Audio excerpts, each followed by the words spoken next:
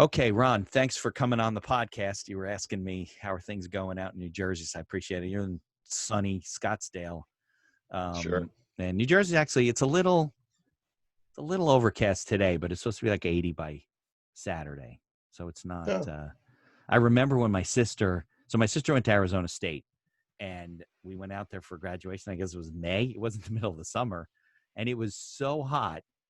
It was like they say it was a dry heat where you live, but nobody's climbing into a pizza oven, and that's dry too. So it was like you couldn't be outside without being in a pool, like up to your chest in water.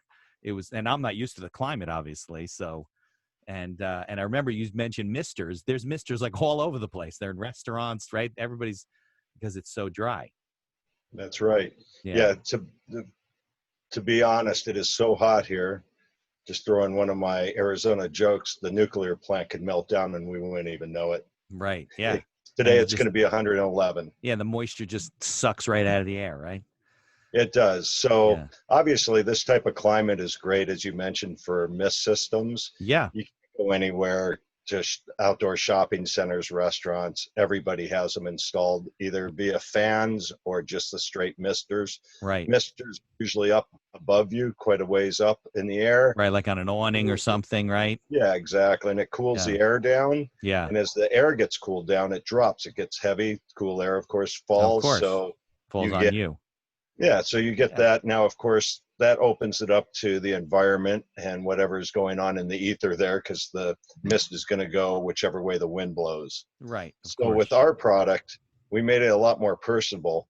We put it on the front of our backpack, just like if you would a regular camelback, you have a drink hose over one shoulder, and Right. now you have a smaller hose coming over your other shoulder, right at chest level. And when you walk, that's aiming out in front of you. You have a wireless remote control with 8 speeds on it. And for the hiking or riding or running, you want to put it on the lowest speeds. Right. And always walking into the mist. You can't get away Okay. from it All right. walking So in. we'll put a lot of that stuff in the show notes so people can go to the website, see the video, and see how it works. But let's go back a little bit um, to where you're from, how Yeah. you got started in business, what's your prior experience. I know you're a big outdoors guy, so people can learn about you and your story. So maybe we can start where you're from originally. Yeah. I was born in Detroit, made it 5 years there, then moved out to Tucson, Arizona. Oh, so you've been in Arizona And the whole time, mostly. no, I've wandered around quite a bit Okay. all over the place, let alone all over the world. And as soon as I could start traveling, I started heading up to Northern California where I found gold mining and got a gold Okay. claim and started mining underwater for gold. So I've always Really? been underwater for some reason or the other. Okay. I didn't And know you could still mine for gold. I figured like in the prospecting days that went away. No? uh, yeah, you still can. They've put some moratoriums on the underwater dredging now, Okay. why they're working out some things, but that But there's gold moratorium's there? oh yeah, there's still gold. Wow. Generally, we're picking up what the old timers left behind. For the most part, the easy gold was already taken up by them. Now it's gold Right. that they just couldn't get to, but we Okay. have modern technology to extract it, so it Got becomes a it. lot easier. Got it. So Okay. once in a while, I might run into a pound of nuggets here and there. It's a Oh, great really? feeling. Okay. Yeah, You still do that? Like you still go hike up in Northern I, California? I still do. Yeah, Okay. All right. been doing that since I was a kid. Okay. So that led me to the outdoors, of course, because I'd go out for weeks on end mining. And Just living off the back when I was land a and yeah, when I backpacking? was a kid, we had, I mean, it was like very holes in my wetsuit, freezing Right. all the time, sleeping on rocks, didn't have the modern luxuries, not enough food to eat ever. Right. And, but that was all part of it. And Right. then You're like as that I got, company. What's that company? Outward Bound or something that does all yeah, the yeah, very you could have been an similar type Outward of Bound leader. self imposed. Yeah, Yeah. right. Exactly. Yeah. Okay. And you So usually did this alone? Like you were out in the wilderness no, living? I'd usually have someone with me on that because Okay. it's pretty dangerous. Yeah, I would I think. try to have somebody. Yeah. And lots of cave-ins, lots of things Right. can happen. You can die Yeah. very easily No, under you've heard there. these stories where people had to cut their hand off to get out of a rock slide and they're alone. Nobody's there. Sure. Yeah. So yeah. Okay. So you're a real outdoors guy. So that really led to this stuff. But so what were you how long ago was this? I still do it, but I Okay. started this when I was 12 years old. Oh, so you've been a real outdoors guy. Okay. All right. And what other businesses have you been in before? Because I know Extreme Mist is really a fairly new product, right? So It is. what were you doing before that? What other business have you been in? Back in 1982, I Yeah. got in with the original guys who thought of paintball. So Okay. I started with that, helped write the original rules for some of the games, and I've been at it. I actually still have one location left. I've kind of dwindled out Oh, of so it, you but owned a bunch of locations. I own locations, stores, Okay. and we These would were have the the guys that actual. actually developed the concept of having a pellet with paint in it and shoot it at Yeah. people. Yep. Oh, interesting. Okay. Yeah, they came up with they found the markers in a farm catalog. They were used for cattle and trees. Back then it was oil-based paint, so it didn't come out. We had to have turpentine at the play fields to get it out of you, Oh, out that's of your funny. hair and everything. Right. And then it evolved from there. Okay. And was that And a lucrative business? yeah, the thing for me is it gave me enough time, gave me enough time on my hands to run the business and also to be able to take off for a couple months at a time, Okay. Which is what leaving you it with my wanted because you're an managers outdoor. and Yeah. the referees, Right. and that afforded me time to get out and do my world traveling. Okay. And so you traveled the world. What countries have you been to, or which is a smaller list? The countries you haven't been to, or the countries that you've been to? There's a lot of countries out there, so Yeah. I'd have to say where I've been to is a smaller list, but it's pretty large. I need a Any, map. I don't even remember them all. I have to put pins in the map to recollect it because I've been at it for quite a while, that's great. and burning a few brain cells here and there. I'm sure. Underwater too long, probably. Probably have So, eaten some exotic things too, right? Some strange foods and oh stuff. yeah, it all comes with the territory. You bet. Right. Okay. So what happened? So the paintball business kind of wound down. You still have a location. I do. Okay. And then what'd you get into after that? I'm sorry. What'd you get into after that? Was that this business Well, or no? I've been in and out of a lot of different businesses my whole life.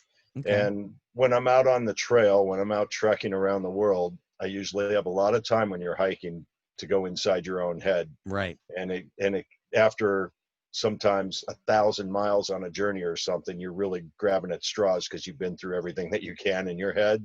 Right. So then the inventing starts. Okay. And so I usually always kept a little journal of, and it was mostly hiking products I'd come up with.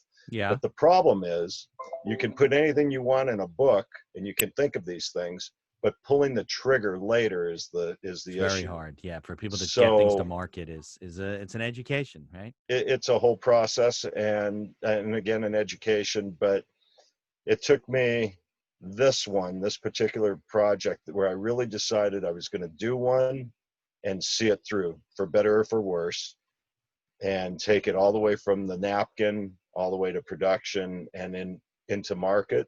It's a whole different ball game than just thinking something up. I don't know how many people I talk to that have great ideas that are just Yeah. lying in a They drawer never put somewhere. right, of course. Now, so the mist system is the first idea that you've come up with that you actually move forward with. It really is, short of some of the, businesses and the paintball and things like that I Right, was right. involved in. And I invented a few things along the way for that sport. But this was really one that I took from a thought in the middle of the desert and actually went ahead and brought it to fruition. Okay. So what made you think of the idea? You must have been out hiking, obviously, in very hot I climates. was, So I don't know, I was maybe 300 miles on a hike into the Sahara. And it was about okay. 140 degrees every day coming Wow. off the sands. It was Holy. brutal. Being from Arizona, I thought I was a tough guy. Right. I Not could so bear any tough, right? heat. I got over there, and I mean, I wanted to cry like a little baby. it Do was you have to it like was shelter hot. during the day and then walk at night, or Yeah, the only thing we could do, we'd walk till about 11:30, 12, and then we'd take our blankets off, which doubled as our saddle, our right? blanket. It was a very minimalistic trip. Right. And so we'd take that, and I brought two sticks, and I'd make a little lean-to Right. and sit under there for 4 to 5 hours every day, just sit there. Just to Um, get out of the heat. in the heat, Yeah, but just, still hot, right? Just not in the direct oh, it was sun. miserable, Yeah. So you were miserable. with some people and a guide.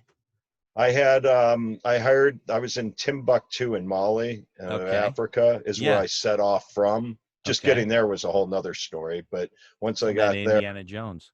yeah, so I set out to find someone who owned camels You're right. I because was I going to didn't say, really you want said to buy one. saddles. It wasn't a horse. I know that. So you were on camels in the desert. Yes. Okay. Yep. So I found a guy who had camels, didn't Okay. speak any English. So I found a kid in Timbuktu that did speak some English. Okay. And I hired him, and I hired the cameleer, as they're called, the guy who owns the camels. And he used to run up to these salt mines, and that was what my destination was. It was 500 miles north of Timbuktu out in the desert. Okay. So, and people would go to these salt mines, and it was a prison at one point back in the last century. Okay. And if you got sent there, if you were a dissident, it Yeah. was mostly political prisoners, you never Right. returned. That was your death. And I saw many salt laden graves to prove that. They Wow. actually, there's no rock or anything, so they just use salt to make the actual grave itself. Ugh. And they still do mine out there. So I wanted to go out there. You know, I have a little mining experience, as we mentioned, so I Right. wanted to see how it's still done. And that's kind of one of the last caravans that are still running. They still use giant camel caravans to bring back these tombstone sized slabs, very heavy slabs of salt. And the Really? salt back in the back couple hundred years ago, that salt was worth its weight pound for pound in Right. Of gold, course, because it was like because you know. without salt, there's no life. Right. So it was really just a very valuable commodity. And they claim that salt out of that area, the Taudeni salt mines, to be some of the finest salt in the world. Okay. If you're a salt connoisseur, I I guess. guess. Yeah. Can you So, get that kind of salt like in the supermarket? no, this is solid hard rock salt. That hasn't even been And processed yet. no, it hasn't been processed or anything, but we did use it like in tea and stuff to make sure that we were getting enough salt in us. I'd swirl just one of these rocks. Right. I'd break off a piece and swirl it in my tea. Yeah, I think people don't realize that when you're in an environment like that, the loss of salt is serious to, you're drinking water and whatever, but you got to make sure you have salt and electrolytes and all those types of things, Yeah, right? we So, take it for granted, especially with our processed food. We have more salt than we need. yeah, But yeah, without salt, you die. right. Okay, so you were looking to do some crazy trip. So you find these salt mines and you're like, I'm going to hike 500 miles in the desert. I might die along the way, but I'm going to do it. And that's correct. I actually, there was another gentleman who had done the trip and he wrote a book on it. And I read his book, Okay. Michael Beninoff, and he went out a little differently though. He went with one of the big caravans, and I did not want to go with a Because caravan. I that's wanted like a to do tour my group, own like a trip. big tour group. No, no, no. No, There the is no caravan tour. is no, but is what's a caravan? Caravan was like maybe 100, 200, 300 camels with a lot of people that Got it. work to go bring the salt back from the mines. I see. You don't want to do So that. I did not want to go with the caravan, and I also went at a time that it was a little bit too hot. That Right. not many caravans were running. We did run into a couple of them, but Okay. we did not follow that path, especially because Al Qaeda was out there a lot, and I had to be very careful where we went and stay very low profile due to Al Qaeda. We had left one village, the last village that was out there, and right after we left, they went in and caused some mayhem and killed some people. And Wow. so, especially with a foreigner, I Yeah. wore the proper garb and tried to hide it out, but I was still very obvious, Right. wearing a watch, Right. sunglasses. Right. So, but I looked like a Turag warrior at that point, wearing the same garb that they would. So now I know this is a little off the topic because we're really talking about your invention, but so you go to Timbuktu and you didn't have like you weren't on a tour group, so you just flew into Timbuktu without And having to figure it out when you get there. that's what I mostly do on most of my trips. You just Yeah, go. just go and figure it out. Right. Do you even have accommodations? Like if you're going to, Indonesia or something, you just go and then when you get there, you'll work it out, or you actually have things planned out a little bit. Well, if I'm taking my girlfriend on a That's a different story, right? vacation, it's another story. But for Right. me, most of the time, just go, figure And it and out. along the way, you might decide to go to a different city and then deal with it there, Yeah, just like that. Yeah. just keep it free and easy and Free to be you see and me. what happens. Yeah. Wow. There's good points and bad points about that. Trust Yeah. Well, me. you got to be, like an outdoors guy. I mean, you got to be able to. I mean, I'm sure that the desert was very trying for you, but you're an outdoors person. Like you're probably skilled in those kind of survival things, even just from experience. Most people couldn't do that in the desert where they got to sit for 4 or 5 hours in the heat under a blanket. Most people are smart enough not to do that. That's the deal. Good point. It's funny. Why do you think I go by myself all the time? I can't talk You any can't get fool to go anybody to with go. me. I heard a Yeah. guy give a presentation once. It was a motivational sales type of a conference, and I think the presentation was called "The Right Mountain," and it was an analogy, but it was his story about climbing Mount Everest. And I think the first thing he said was, "There's 3 ways you can die on Mount Everest. You can die of pulmonary edema," and he explained what that was. Where you drown in you know what that is, but for people listening, you basically Cerebral drown in edema your and own pulmonary, right, sure. cerebral edema, right, where your brainstem from the pressure kills you, or you fall off the mountain. Well, after hearing that, I didn't think like that was a good idea. I'm going to go there, but that's the problem. You can't get people to do that kind of stuff. But, do you have one buddy who's like your outdoors buddy who goes on these crazy trips with you, or? I do have one that I met recently. I met him on Cerro Aconcagua, which is the highest mountain outside the Himalayas in the Okay. world, and that's in Argentina. Right. Very nice area. Yeah, you can die Great from spot. pulmonary edema or cerebral edema on that mountain, right? Sure, that one's only 23,000 feet, Oh, it's not that but high. yeah, compared to 29,000 on Everest, but it's still, yeah, you can go up. People have experienced mountain climbers have gone to 12,000 feet and actually died Yeah, after a trip. It happens. it So happens, right? It's a it's one of risk. those things. Yeah, it's a risk of the climb. Hmm. Wow. But Okay. anyway, I met this guy on that mountain. Okay. And this isn't the guy who's been your buddy traveling with you for 40 years. No. no, but for the past over a dozen years, maybe 14 Okay. years now, I've been traveling with him quite a bit. He's retired. Okay. He has the money. He He's got has the time. Right. And he's definitely a wild man. When this guy was young, he made me look like nothing as far as a hardcore traveler. Right. But That's funny. and he's older than I am, and I'm getting up in age, and he's older than me, He still and wants he's to go, still right? at it. Yeah, still Yeah, at it. we've done Himalayas together God bless several him. times. Nice. We did the Gobi Desert with Okay. 2 hump camels instead of one. Two What does that humps are do better for than you? one. More water?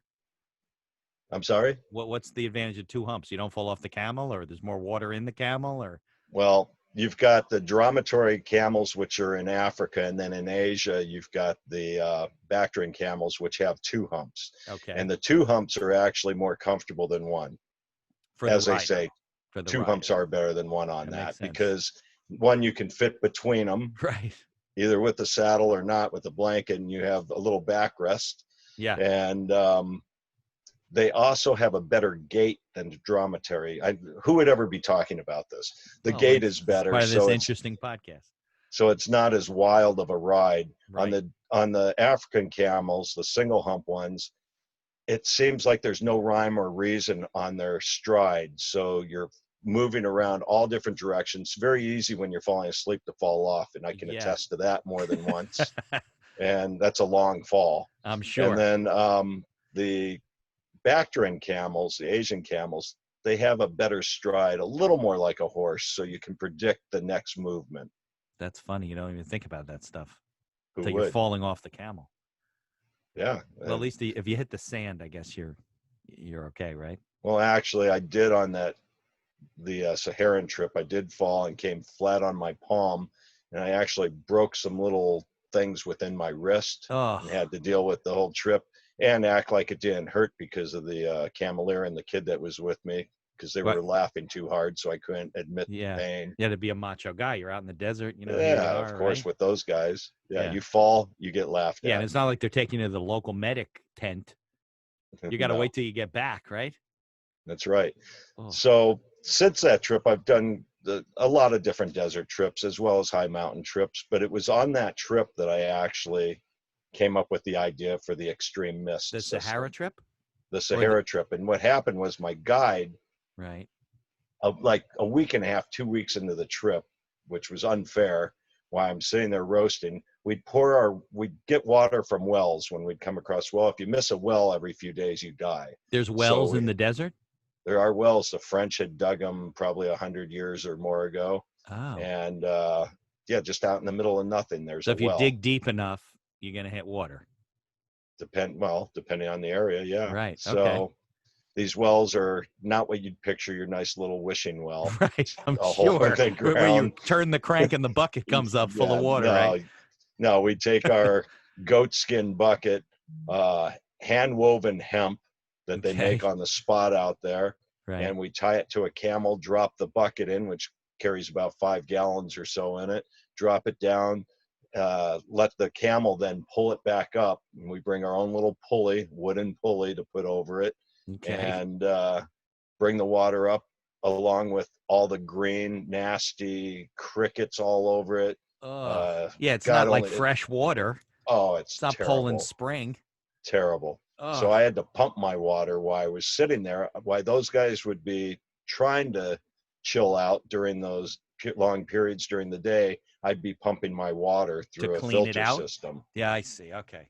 Yeah, Wow. trying to, yeah. And listen, I Yeah. wasn't going to drink that if I didn't have to. Yeah, So of I'd course. pump mine, and they thought they were real tough. And oh, no problem for us. They ended up getting sick. I did not. Because they didn't clean the water.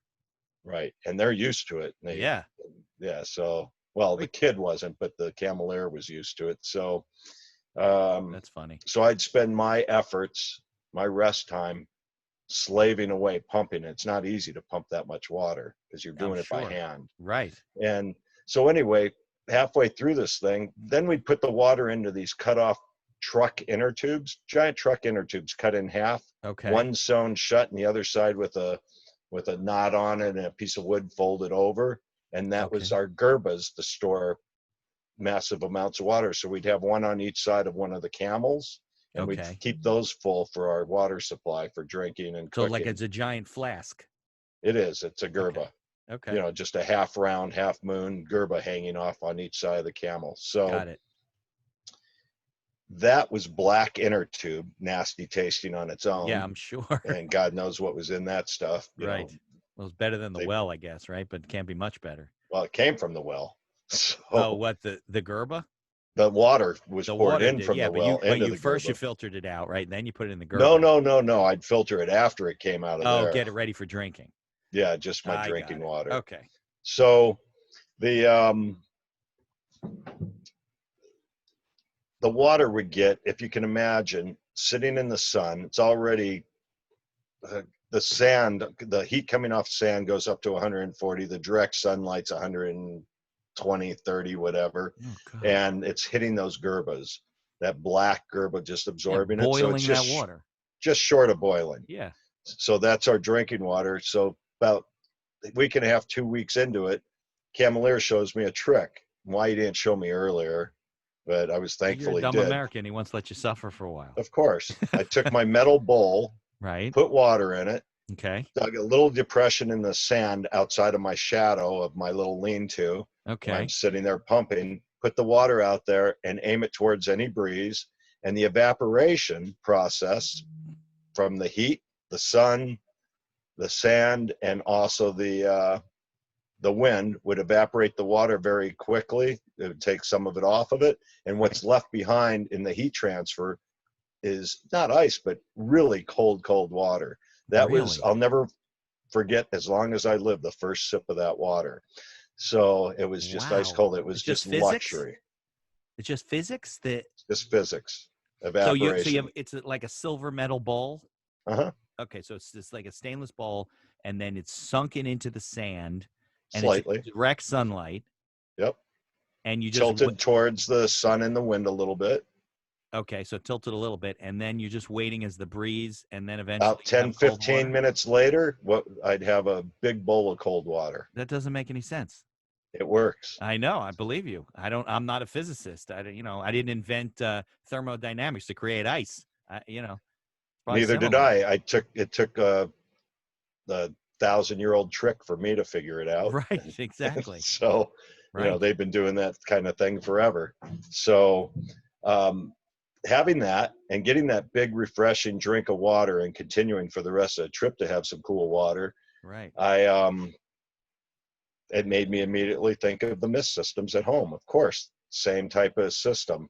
It's a heat exchange, and when the water comes out, it leaves the hot water behind in the hose or the bladder or whatever you're using, and what comes out is cold. Oh, is So that how it happens? Okay. yeah, there's a little heat exchange that goes on there as well, more physics. Not that I'm an engineer or anything. No, And but you knew how so it when worked roughly. I got home, that went into my book and sat there for quite a few years again. Now that I'm Your getting a little ideas older, journal, basically. It's an ideas journal. it's Yeah. everything, yeah. Yeah. Oh, So okay. I was up on the mountain here in Arizona in Scottsdale, which is right by my office where I'm at now, and it's called Tom's Thumb Trail, and it's Okay. nice steep switchbacks that go up, and at the top it's almost 4,000 feet. But it in the summer, I mean, it's 100. Today it'll be 110, 112, Ooh. and to get ready for a lot of these trips that I do, I would go out in this heat, put rocks in my backpack, and go hump up these hills to get ready for the deserts. Right. If I was going on one, like the Gobi, for You have to instance. carry a big pack when you're in the desert? Um, Here, no. If I'm just going out for just a couple hours, I just Right. carry a That's day different. But I pack. mean, in the Sahara, you had a big, what is that, a big Well, I pack? had it on camels. Oh, the camels were carrying that thing. Yeah, I had Yeah. them carry. I just keep a day Right. pack on That was me okay when with I the get camels, right? separated So, from the camels to have some right. water. I keep a camelback off the camel and on my back. Right. So, Yeah, that's funny. um, so as I'm getting older, I'm going up the hill and it's getting harder every year, Okay. right? Right. The It just natural happens. evolution of things, right? Yeah. So it starts hurt. Everything hurts more as you get older. You know that. Right. Yeah. So I thought about it and I thought, hey, I remember in the book I did that mist system. So I resurrected that, got it out, and I decided, all right, let's see this one through. Let's actually do one. And that's how this came about. I see. So you had already made some notes about it, and then Just the idea. No drawings, no nothing. Just right. I I, I still have the book. I think it says something like put mist system on backpack Okay. and share the bladder Okay. with the So camelback. for those inventors out there, like, how did you get started? Like bringing your cocktail napkin basically to That's it. a prototype, and like, what did you start doing? So I tried to figure out what would be small enough to make this work and just the design I would want. And I put my hands in prayer essentially, and I thought Yeah. that would be a perfect ergonomic shape so that Okay. there's no corners that would, if I put it, shoved it in with the bladder, it wouldn't ever poke into it or put a hole in it. So I Okay. just thought this was a nice shape, nice size, Okay. smaller the better. But I knew that this was going to be a challenge to get a pump to put out high enough psi to atomize the water. So it's not just I heavy see. droplets, that it actually Right. gets atomized into a fine cloud. And that takes some heavy psi. So I was trying to find something over 100 psi, and that was a challenge for the pump. But I eventually did find one that would go up to 170 psi that was small enough and light enough to make this work. So I went to Okay. an engineer. Right. I went and prayed, put my hand up, and Yeah. said, "This is what I want." Right. And it didn't come out that way. I No. have to admit, it came out more of a rectangle shape, a little more Okay. boxy, still ergonomically shaped, but it didn't come out as planned because he couldn't make the space work with the parts that I needed inside. Okay. So they had to, you have to get with your engineer when you're designing something. And I mean, there's form over function, of course, and you're going to end up having to go to a lot of function. I guess you could go to Apple and talk to them about that. Right. So you try to come up with both if you can, but it's not always possible. Right. But this But was I came something. up close. But this isn't a passive system, so you needed an engine basically, which is the pump to create this mist with enough pressure. Correct. Okay. And I had to have a battery system that would last long enough for me to be out on the trail. Yeah, and that could And I'd deal with have the to have heat, it be, right? I'm sorry? And that could deal with the heat. Yeah. So, of course, that came down to lithium ion batteries Okay. that would do that. Yeah. So, the engineer's first step, and then and in concert with the engineer, of course, I started looking for patents, trying to find anything out there that was close to this, to Right. see if it was patentable. Yeah. You never know, And right? That's the last thing you want to find out. You get a letter from somebody and say, "Hey, I own this patent." sure, And now you're producing the product. yep. Yeah. Okay. And I Yeah. did actually have a big company come up to me when I was first showing it, when I had it done, and I was on patent pending, and someone did come up to me and say, "Yeah, we came to check you out. I was at a trade show."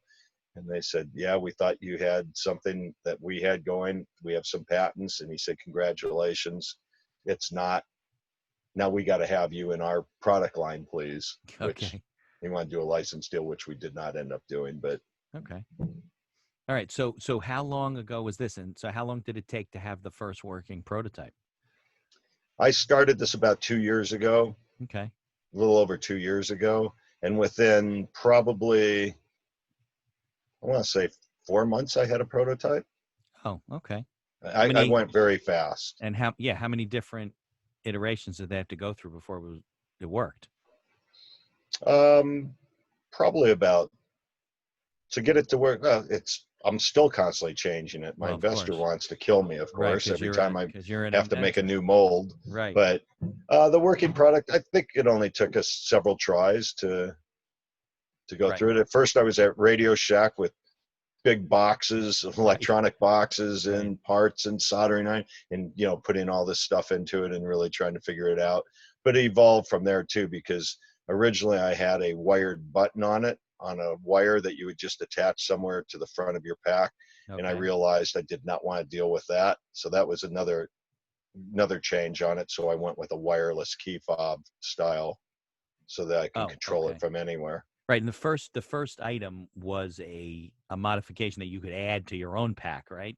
Isn't that the first product you came out with? Correct. It's a retrofit kit that would go to any pack, whether it's Osprey, Camelback, Gregory, Right. any of the big brands. This would just a little plumbing 101, and Yeah. you'd be able to put it in. Yeah. You And that splice it was, into the tube, basically. yeah, I know they can't see this, but Right. this was the first product. Yeah. And that's still available on your website, right? I mean, there may be some updates to it, but It is. It's been yeah. updated. This one was updated. We have a generation 1 from last summer, which was really our first summer. Okay. And I already did a generation 2. The box is bigger. There's a lot of changes on it. And Okay. so they can get that on my website, or REI has picked that one up, which Right. for The me, that's stores. kind of the holy grail to Yeah. be The in outdoor stores. They have them in New for a Jersey hiker. too, REI. So is it on all the REI stores? Like, could I go to the one in New Jersey and, I know they started with the hot states. okay. I think they're in about 15 or 20 Okay. stores, but they're online as well. Yeah. On the website. And there's a video there too showing the system, I believe, right? Oh, sure. Yeah. Yeah. Okay. So then you eventually said, well, we got to have our own backpack for people that are, why do they have to buy a backpack and then retrofit the backpack? If they don't have a backpack already, they can just come buy the whole system from us, right? Yeah, it just made sense. So we call it the Jaw Pack, just add water pack Right. instead of a retrofit. Oh, So that's a good a acronym. lot of hardcore hikers, I have probably 12 different backpacks for different types of trips. So Right. for me, it made sense just to go ahead and switch which I could do, take the pump out of one system, put in another system to another system, Right. and depending on the trip I'm on, and I still do that. But then I decided, for most of the things that I do, just the day pack, a standard Camelback style Right. backpack. With a bladder in it. Right. Yeah, so I looked at the running industry, and they make, they call them vest packs, Okay. and it actually has almost vest style in the front, and they're very lightweight. They're very simple products, but you put everything in the front: your phones, your gadgets, your So it's got nutrition. pockets in it. Yeah, Okay. stretch pockets and things, so that you don't have to take it off all the time to get to something when you're out on the trail. Right. That So makes sense. I Like a actually, fly fishing vest, but more, a better little more materials and stuff. backpackish looking, but yeah, similar. Okay. So I looked at all the different packs on the market, and to be honest, I'll say this: I kind of looked at everybody's, You didn't like anything you saw. and no, there's lots I like. Oh, okay. I'm a big brand favorite of a whole bunch of the different packs, but I just kind of took a little of everything, everybody's packs, the best part of this one, the best part of that Yeah. one, and I Well, just that's the kind of way to do it, combined right? it Yeah. into my own pack. Yeah. So now Okay. we have the Just Add Water pack. So they can either buy the retrofit kit or the Just Add Water pack. Okay. And we'll put And links in the show notes. People can go and check it out. So, but the interesting part of this story, though, because we've told your whole story now, we went from the desert and all this great sure. stuff, is that we came into this pandemic and you pivoted your company pretty quickly. So tell us what you're doing now with this system, basically. So my product is mainly a summer product, of course. It's Right. ice Outdoors. to Alaskans, I would Sure. say, at this Right. point during the winter. Yeah. And except for going to hot areas, South America or something in the Right. winter with it. So it is a limited product and it is a very niche product. So my gym was closing down before the COVID orders came through from our local government, Okay. and it was maybe a week or so before they actually came down the orders. Everyone knew something was in the pipeline, but Right. no one knew when. So my gym had a meeting, and my gym is directly across. I'm looking at it right now from my office. It's in Oh, the same okay. parking lot. Okay. So I would go do a mountain in the morning. I Okay. live out in the middle of the desert, a couple miles of dirt road just to You get. do a real mountain, not like on a machine. Yeah, Yeah, I because you're in never used Arizona. treadmills. So you're in Never. Arizona. There's mountains there. Right. Yeah. So I'd leave the house, go down my dirt roads in the Jeep, get to the pavement, then take another dirt road, go to the mountain, go do the mountain, then go to the gym because it's too far to go back home. So I have a shower there as well. Right. And then I just walk to the office right across the parking lot. Couldn't be better situation Right. Of for me. course. It'd be hard to use the shower now, but eventually you'll be able to again. Right. So Yeah. I couldn't have the gym close. I Right. didn't want that to You're like happen. that's going It to was ruin going your to whole disrupt routine. everything. Yeah. Yeah. So they said, yeah, because people are really nervous about the sanitation, which no one really had great sanitation guidelines. You know, you got the Right. squirt bottles that everyone is supposed to, Of or the course. wipes to Yeah. wipe down your equipment Yeah, but afterwards, but nobody it was thought there's a kind of virus floating around that might kill you either. So correct. yeah, So it's always been a little iffy on the little gyms lax. on, Right. Exactly. yeah, of course. Right. So they said that they were going to shut down prior to the order because people were scared to come in. So I said, give me 10 minutes. I've got an idea. And I just walked to the office, went in, took the drink hose off, put a plug where the drink hose was, took my mist nozzle that was normally at chest length Okay. and took that off and extended it down to arm's length all the way Okay. down. Right. And So you could hold it like a correct. sprayer. Okay. And I still have the same nozzle, everything. This took me 10 minutes to come up with. Right. And then I have the 8-speed remote control. So I could either have heavier droplets come out if you really need to saturate something, like now hospitals are using the product. So on an operating table, they might turn the speed down to get bigger droplets and saturate. But Okay. most of the time, they'll turn it up to the high speed for the full atomization and whip Okay. through the thing. So I went ahead and tried that, gave them the pack. Next thing I knew, they said, we're not closing unless we have to, because everyone felt so good because the pack is so light and so easy to use because it's made for runners. Most of the So packs for right. sanitation are going to have a big 4-gallon plastic jug on the back if you're Right. using a Of course. backpack Yeah. style, They're ridiculous. or they have systems that you have to drag carts behind you and Right. with a hose on the gun, kind of Yeah. like paint sprayers. So not as convenient as this. So I'd venture to say this is the world's most comfortable sanitation pack that I came up with. Probably because it wasn't made for that. Correct. Yeah. So they're able to wear it the whole day. And because they can wear it all day, even if they're not using it at that moment, their customers are seeing that they're wearing it. So we just made these sanitation signs that say, notice this location It's frequently is sanitized. frequently sanitized. Very good. So now we're giving that along with each of the sprayers, so restaurants and things that are using them now. Anyway, back to the original story of that. So I did that, and then I decided, you know what? I've got those Gen 1s from last year Okay. laying around. And so I made up some of them, and I donated them to the local hospitals here that were now starting to get their COVID wards put together, and they were starting to see cases. Right. So I went ahead and donated some. They loved it. Next thing I knew, their contract sanitation companies or cleaning companies that they always have Yeah. saw it, saw them with it, came to me and said, "Oh, this is perfect." Right. And not only that, there was no other products available because all these expensive systems that start these electrostatic sprayers, which atomizes like mine, but they put electric charge Okay. to it, which is great. It Right. helps attract to surfaces better, but they're sold out, and they still are. Not Yeah. only did You I have can't get them. the world's most comfortable system, not tethered to any wires or anything else, Right. wireless remote control, you can't buy anything. Yeah. They're Yours was the all out of most stock, and available. they still are. Right. So So the water obviously gets replaced with a sanitary mixture of some sort. whichever mixture they want to use that they're already using, there's Yeah. a couple thousand probably different So products they out fill there. that. You don't have to worry about that part. Yeah, so it's a 2 liter reservoir / bladder in the back of the pack, Right. and they just put their product in there, turn it on, they're off to the races.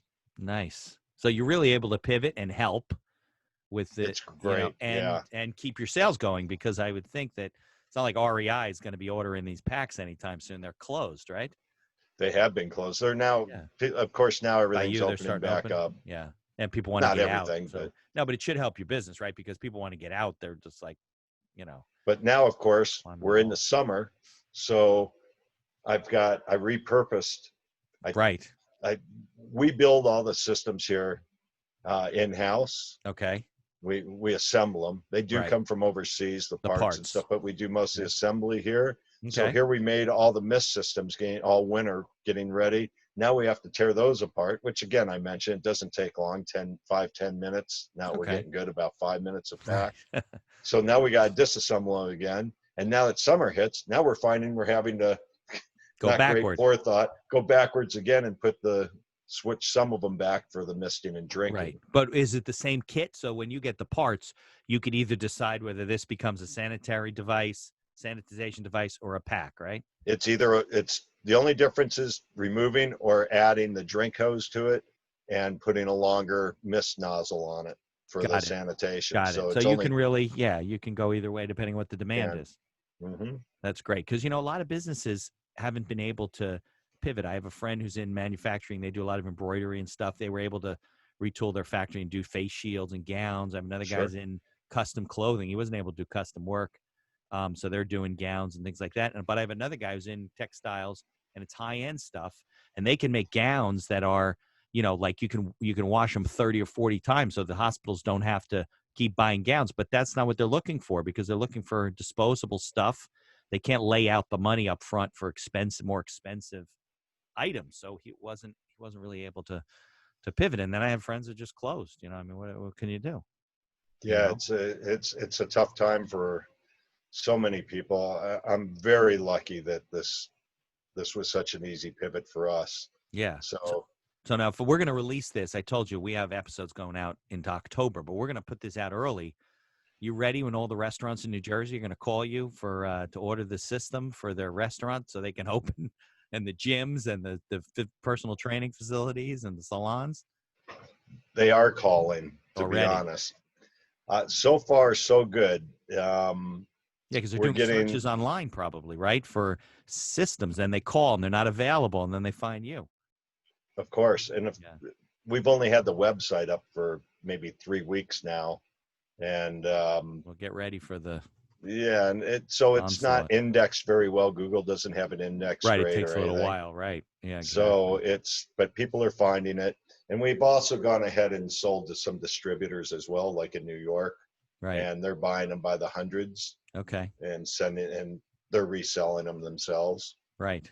Well, I don't think So this is going to be that short term of a line of business for you. I don't think it's like you're going to do this for a couple months and go back to the hydration packs. They're going to need this for a long time. Companies are going to need to buy these things. yeah, the world's changed, and that's pretty much the common thought of this industry. Again, Right. which was unintentional for me to be in this type of Right. industry. The hiking's still close to my heart, but yeah, pretty much all the chemical manufacturers, the big boys, and a lot of them have reached out to me because I have the applicators. Right. So everyone feels that this is going to be the new way of life. For a It may long calm time. down a little bit, Yeah. but it's always going to be sanitation from here on out. Right. At least through our generation now.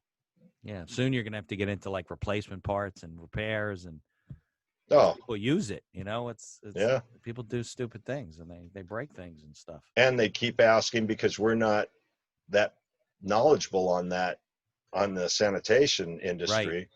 Now they're asking for wands that they can Right. take Where on and it's so off. you can only go. Right. So we just made those Okay. very lightweight, very, very easy to attach. So Right. a lot of people like the hose, so now they can do it either way And you don't have or any both issues ways. about like any kind of certification or anything, right? Because you're just a delivery system. You don't. Correct. Yeah. It I just don't goes with the recommend any stand. product. People ask me Right. all the time what product to Put put in in, whatever but you need. Right. Obviously, you can't put a gel in there. It's got to be a liquid. But correct. And we say if it nothing works in over. a spray bottle, it'll work in this, right? Yeah, so we actually did testing back at the gym days here, which seems like a long time ago, a month ago or Right. It whatever it was only a was. month. Yeah. Yeah. So we went to an empty building and we took a professional spray bottle, not a cheap one, a good one that one of Right. the chemical manufacturers had sent me, one of Okay. the disinfecting companies. And we used that and did 8 to 10 inches off a floor and saw how many square feet we could do with 5 ounces. And then Okay. we'd just extrapolate the math out to a quart or whatever. Yeah. Right. And so we'd go through that and we'd even take time out. I'd stop the stopwatch for the when your trigger finger wore out Right. because you can't keep spraying that fast. But we were trying to race it. And then we used our system after that. And we got, we were able to save on the highest speed. The lower the speed, the more product we'd use, which is Of counterintuitive compared to when we're hiking. So the Okay. the higher the speed, you go over 3 times faster covering the same areas as I did with that trigger spray Because bottle it's at the finer same. mist. Is that what it is? It's a finer mist and it got into everything much better. It penetrates into every nook and cranny, every crevice, much better Right. than just a spray. And it at lasted, made the product last over 3 times longer. Yeah, because it's a finer mist, right? So we're atomizing it. We're not using it as much and it's more efficient and we're moving quicker 3 times faster. Right. So we're saving product. And right now when the products are expensive and hard to get, as we all know, Yeah. trying to buy It's important. sanitizing. It hits your budget if you're buying this stuff all the time and you can use it longer. Sure.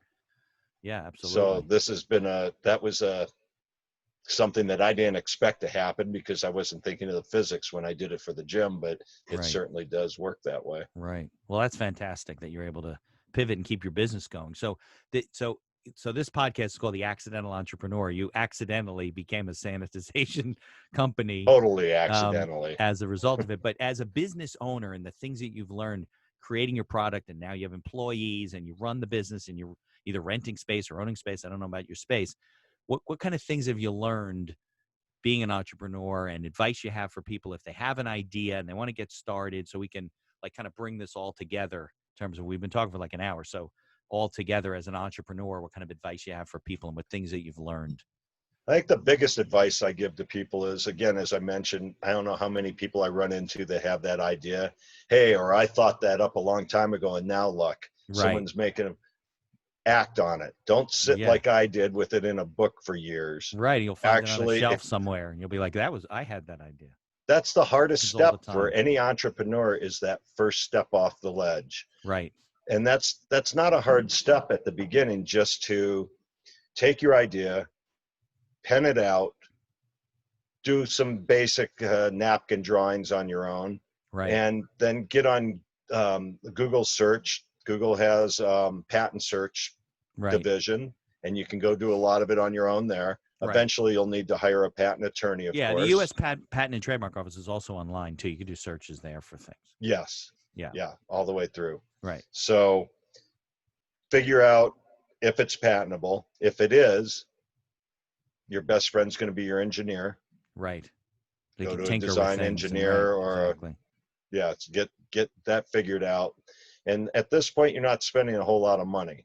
Right. And then if it looks like it's going to work, now you're going to spend some money on the patent, Right. pull the trigger on that, and do the patent pending. And that gives you a year to figure things out before you go to a utility patent or a design patent on it, whichever Right. you're going to do. And just make that move. That's the biggest thing I can tell anybody, is take your idea and act on it. Right. If you don't, Right. You can't win if you don't play, the lottery says. Absolutely. Absolutely. So But you also have to, which you did, you also got to do some of the market research to know that you oh think it's a sure, great idea, but there's no market out there for it. You knew that this was from a misting system that it was needed and it would be purchased, but then you wanted to make sure there wasn't something else out there that was already doing the same thing, right? sure. And the Yeah. hardest thing after, and it still is my hardest thing, is the messaging. Messaging's everything. Yeah. If you can't get it out there, if people don't see it. Now with my mist system, that's a pretty novel idea, to be walking in your own mist cloud. Right. So it's never really been done. You know, the little squirt bottles with Yeah. the The fans little on them, fans, things right. like that. Exactly. But no one's ever done what I've done, and that's a blessing and it's a curse. Right. Seeing it's never been done, no one knows about it. So I'm the only one who can educate people on it. Right.